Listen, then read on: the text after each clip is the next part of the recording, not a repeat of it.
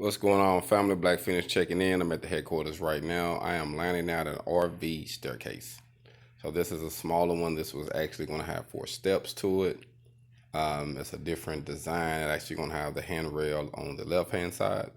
So it's a pretty different layout when you do one for a house and for an RV because everything is reversed. But as far as the line, I just kind of want to give you an idea of how I lay it out and make sure I got all my pieces. Now all my pieces are cut. I have to fall back and bevel my piece here and there for my handrail. It got like a slight angle.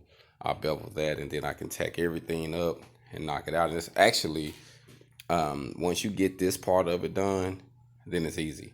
Because then you tack it all together, then you fall back, weld one out, put that one down, weld the other one out.